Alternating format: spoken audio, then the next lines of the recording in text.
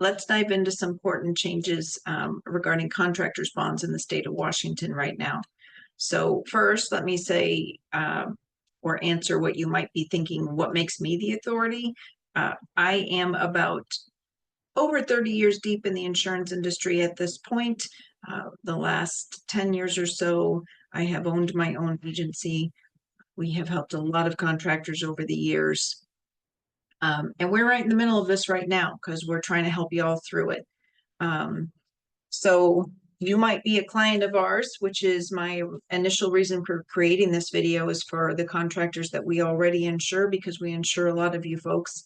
And then also please share this with your other contractor friends. Whatever method you came across this video, please help get the word out, because we just hate to see people having their license suspended and having to go through all sorts of dramatics with the state to get things handled. So here's where we are. On July 1st, a change went into effect requiring a higher limit on your bond than you might have previously been used to.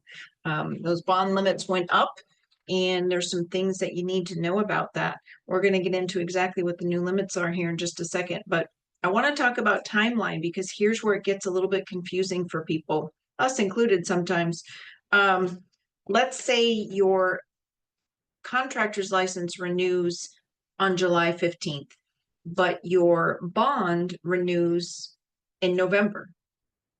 What's going to happen is you're going to go to renew your contractor's license with maybe a $6,000 or $12,000 amount, depending what you had previously, but you're going to go to try to renew the contractor's license because it came up first. But what you're going to find is they're not going to let you renew the contractor's license because there are new requirements on the bond limit. So you're not going to be able to renew it.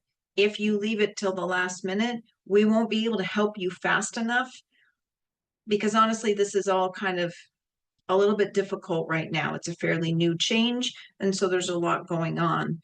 We're getting feedback from clients about being suspended in spite of the fact that they went to their contractor's online portal. They uploaded the new documents required. The portal told them that the documents were accepted, yet then their licenses still got suspended. We imagine this is just because there's still some challenges with the state of Washington in terms of getting this ironed out and getting some of their processes taken care of. But in the meantime, we want to help you work through it. That's what we want to dive into in this video. So as insurance agents, we can't renew your contractor's license for you. We're responsible for the bond. And so what that means is, let's go back to my scenario where your contractor's license might renew in July, but your bond doesn't renew until November.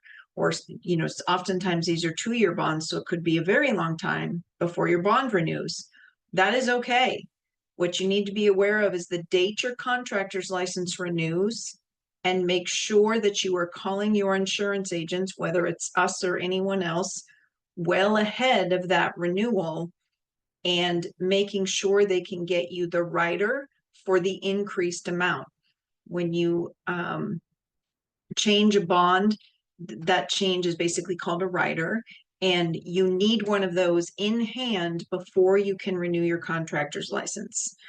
Well before, because we are seeing a lot of difficulty with the contractors getting the information to the state and getting all of that connected. So the biggest takeaway is make sure you start earlier. If you start at the last minute, you just might not be able to do it. We had one client the other day that unfortunately it did get a bit last minute for those folks, and she ended up having to stay on hold for 6 hours because she simply had to get it done, and she had no other choice because they were going to suspend her license. So let's get into the lowdown. Again, these changes just went into effect on July 1st. The previous amount for a general contractor's bond was $12,000.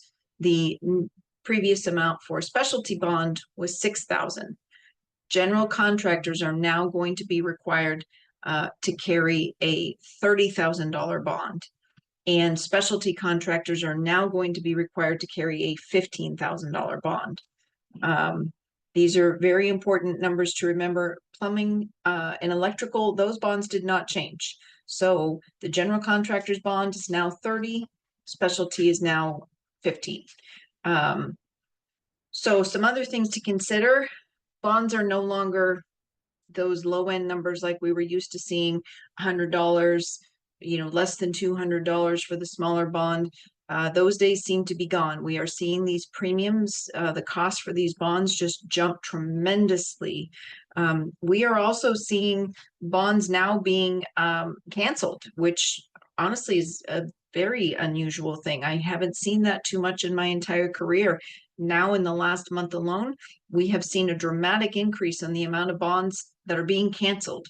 Credit, claims against bonds, these sorts of things, and the pricing is much higher.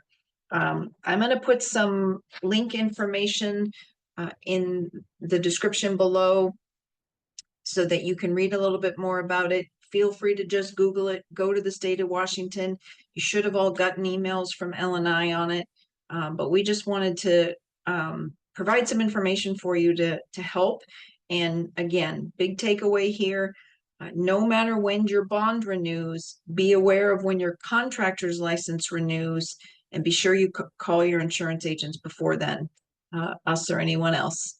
Thanks so much for stopping by. And of course, if you need help with your contractor's bonds, contractor's insurance at all, feel free to let us know.